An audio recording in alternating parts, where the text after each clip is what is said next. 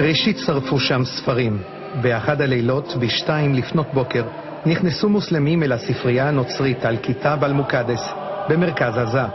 הם השתלטו על המקום, הרסו אותו מהיסוד, והדליקו בו אש, ופגעו בכתבים נוצריים קדושים. כמה שבועות אחר כך, הציתו בית ספר.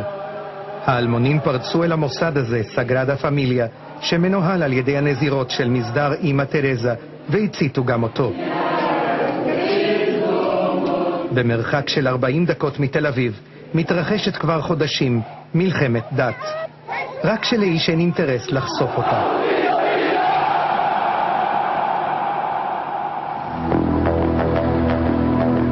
כשהרשות הפלסטינית עוד שלטה ברצועת עזה, האיש הזה נסע בדרגה הבכירה ביותר שבה החזיק אי פעם נוצרי ששירת במנגנון הביטחון הפלסטיני. ב-21 בינואר 2008, 6 חודשים לאחר שחמאס השתלט בכוח על הרצועה, מישהו ביקש לחסל את גנרל כמאל אל-טרזי. تم إطلاق النار علي بساعة متأخرة من الليل. كنت راكب السيارة طبعا وتمكنت بالهروب أنا بمغادرة المكان فورا. الجماعة مقنعين من مسدسات كتم صوت طبعا. אל-טרזי הבין היטב את הרמז. תחילה מצא מחסה בבתי הקברות נוצריים ובכנסיות ברצועה. אחר כך ניסה לברוח דרך הים לכיוון מצרים. בסופו של דבר, בסיוע הכנסייה, הצליח אל-טרזי להימלט לגדה. את הרעיון איתו צילמנו בדירת המסתור, שבה התמקם בעיירה בית סחור ליד בית לחם. משם הוא פונה בחודשים האחרונים בכתב לכל מי שרק אפשר. לקונסוליות ושגרירויות ברחבי העולם, לפקידים בכירים באירופה, כדי לבקש מקלט מדיני, ובעיקר כדי לתאר את ההתנכלויות האלימות של קבוצות אסלאמיות בדלניות ברצועת עזה כלפי המיעוט הנוצרי. هو يعني احنا خلينا نحكي طبعا الحقيقة مرة لما بدنا نيجي نقول تم الاعتداء على أبناء مجتمعنا المسيحي بغزة وعلى مؤسساته وعلى جمعياته وعلى كنائسه من قبل جماعات إسلامية متطرفة غير معروفة. هو يعني نقدرش نقول احنا حماس او غير حماس، يعني هم في النهاية دايما بيكونوا بشكل او باخر كلهم مجموعة واحدة بس تحت مسميات اخرى، يعني نفس التوجه قرآني بحت.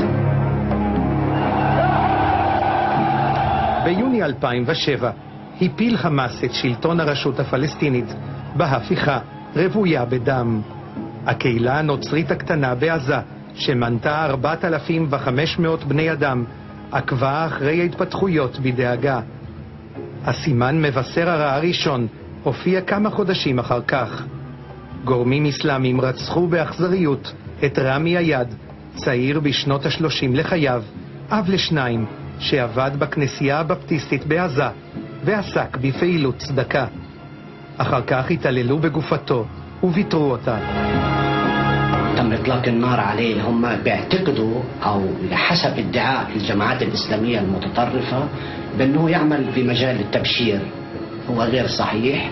هو من المؤمنين بالكنيسة والملتزمين بالكنيسة، بس يعني كونه مسيحي. الاعتداءات مش على رامي عياده بس، على أبناء مجتمعنا المسيحي. إطلاق نار برجليهم، حرق كنائس، كنيسة، مكتبة، مؤسسة، كل هذا بيخدم المجتمع المسيحي. اهلا وسهلا، اهلا وسهلا واهلا وسهلا فيك.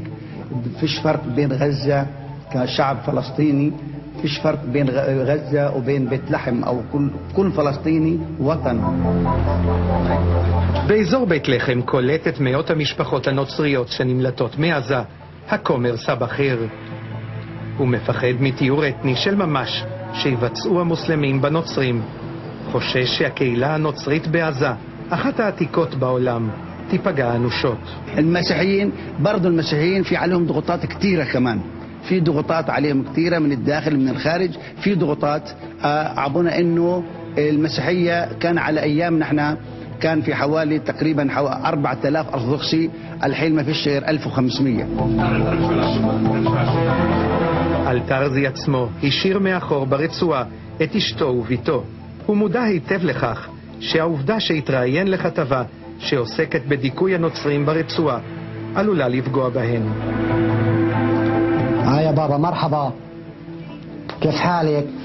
בשיחת טלפון שערך איתן השבוע, הן מספרות לו שהן אינן מעיזות לענוד את טיליון הצלב על צווארן, ושישנה סכנה של ממש להסתובב ברחובות ללא חיג'אב מוסלמי.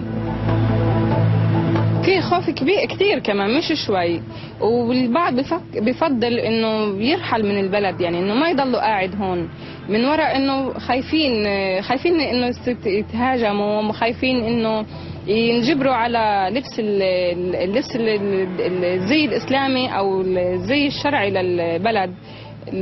هذا اللي مش من ثقافتنا انه احنا نفرض على حدا شيء. يعني ha sido que les queman las caras y estando en el mercado, van al mercado y si la ven sin taparse le echan el ácido.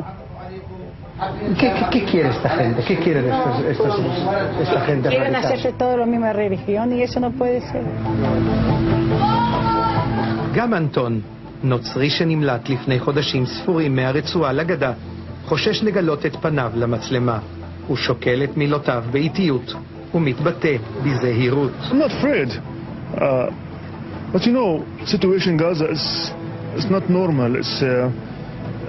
It's not freely speak and talk. It's not easy to talk freely. Anyway, you have to be careful. I don't know what will be happening in the future. No attack, you know, but afraid, you know, because there are few, and the majority of the people living in Gaza are Muslim, and a lot of them, or some of them, they're afraid. But after he killed, you know, start to be live beside to be careful and don't to be more keep in touch with the community. ג'ורג' שיה בן ה-50 הוא חוקר ועיתונאי נוצרי לבנוני. כשפרצה מלחמת האזרחים בביירות נעצר על ידי המוחבראת על רקע דתי והונה לטענתו במשך ימים. הושפל, הוקע וציפורניו נתלשו. השבוע ביקר בישראל ועקב אחרי הדיווחים שמגיעים מעזה. זה מצב בלתי נסבל, הוא אומר, מצב שחמור בהרבה מהיחס כלפי נוצרים בלבנון וכלפי הנוצרים הקופטים במצרים. Situación que amenaza con profundizarse y donde los cristianos en Gaza son el blanco directo de una ideología violenta y de una ideología que no es afecta al diálogo, por el contrario. En la prensa muchas veces juega un papel preponderante la bala que mata. Si la bala que mata no es israelí, si la violencia no viene del lado israelí, bueno, cuando hay violencia interárabe, no cuenta mucho el tema confesional. גם במערכת הביטחון הישראלית עוקבים אחרי מעשי ההתנכלויות לנוצרים ברצועה. גורמים ביטחוניים אמרו לאולפן שישי שמאז שגבר כוחם של הארגונים הסלפים, האסלאמים הבדלניים בעזה, מוכרות תופעות של התנכלויות למוסדות דת, חינוך ותרבות נוצריים שהגיעו לשיאן בניסיונות רצח של מנהיגים נוצרים שנחשדו בפעילות מיסיונרית. גם למשרד מתאם הפעולות בשטחים הגיעו שורה של פניות בהולות של משפחות נוצריות שביקשו להימלט מהרצועה לגדה.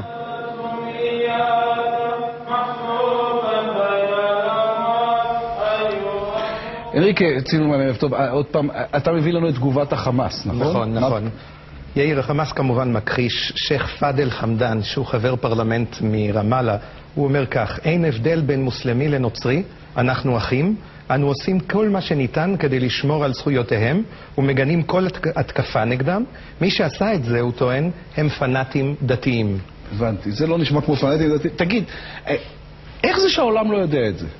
שאלה מצוינת, זה בדיוק מה שאני שאלתי את עצמי. תראה, פרסמו את זה בצורה, הייתי אומר, מאוד נקודתית, אבל אף אחד לא דיבר על התופעה, כנראה כי לא היה מי שהיה מעוניין להוציא את זה החוצה. לישראל הייתה בעיה, כי זה יכול לעורר גל של נוצרים שיבקשו להגר לגדה, ויבקשו